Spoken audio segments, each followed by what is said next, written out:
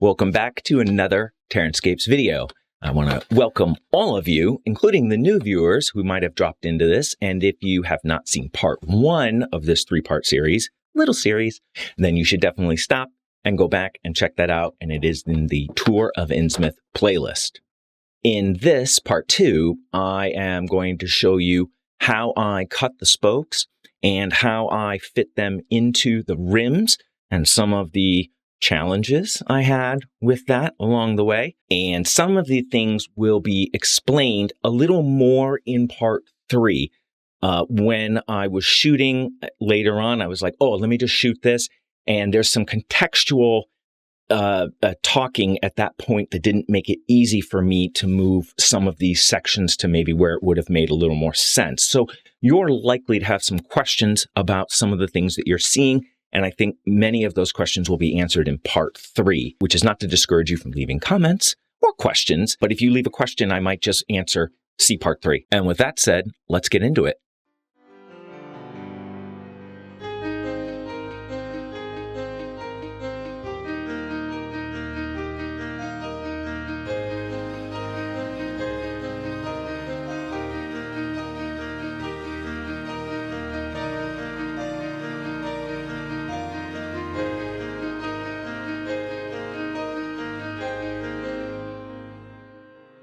And just a few words about this. This is the chopper.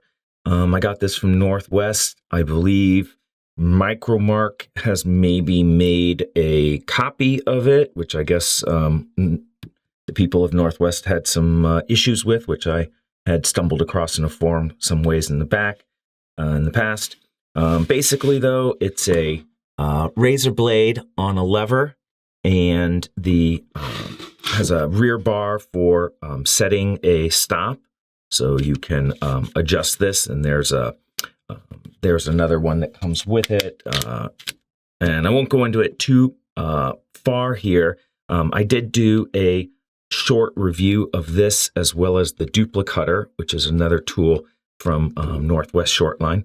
But this is a nice. The tool has some issues, but one of the benefits is for cutting small things. And having a fixed stop, it made cutting the spokes a lot easier and a lot quicker and a lot cleaner. So I don't use this tool all the time, partly because of the work I've been doing in the past, but I expect to be doing more work with it as I work with more structures and styrene and balsa strips and the like. So I just wanted to mention a little bit about it and give you a quick look at it in a little more detail.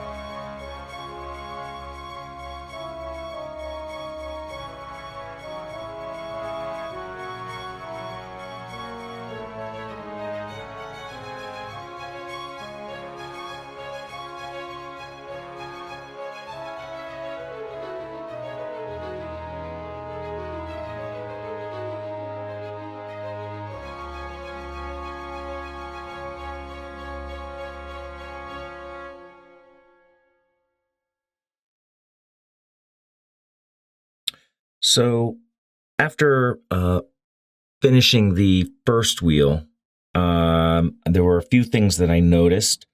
One is that I didn't really quite hit the center of that hub. It sticks up a little bit more on this side. And also that the spokes are not perfectly even. They're pretty close, but they're definitely not. For instance, here's a little narrow, here's a little bit larger.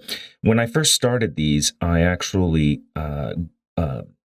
glued in 4 to kind of hold everything in place. And what I realized afterwards is that a couple of those had been a little off from the others in height in terms of, where they are on the thickness of the rim. And luckily, because I'm using a small amount of a solvent to glue them in, that they were easy to I could pop them off just a little bit and shift their position. So for the second wheel, and the other thing is that did pick up some Sculpey on some of the surfaces. So this needs to set up a little bit longer before the solvent bonds are fully formed, fully strengthened. And then I'm going to go back over this with a toothbrush and some soapy water, and I'm going to scrub it all clean and clean it up that way. Final thought on this before I talk about the new wheel that I'm working on is that when I was applying the solvent, I applied a little too much, and I got a little melt here on the side of the wheel. That didn't make me too happy. I can clean that up, but still not great. And there's a little softening on the inside of the hub here as well. So the lessons I'm taking from that to do the second wheel is to try to place all of the hubs before I glue any of them in. And that gives me a little bit more flexibility to arrange them so that they're equidistant from each other. See, there's a little something going on here.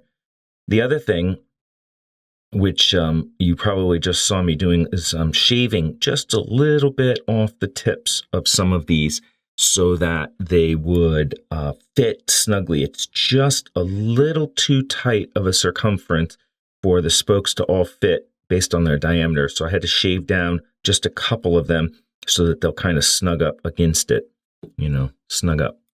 So at this point, I'm just about ready to glue them in.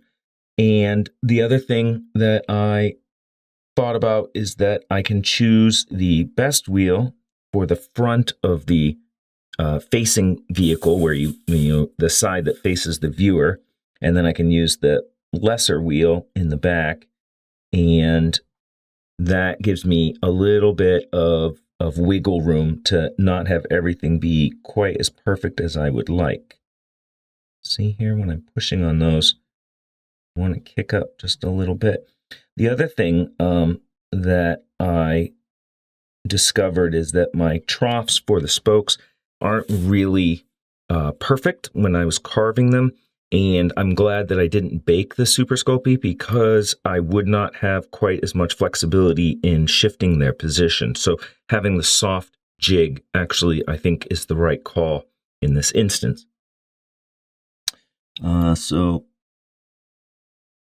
looking at everything one more time, the other thing I noticed on the first wheel is that the spokes are definitely not centered.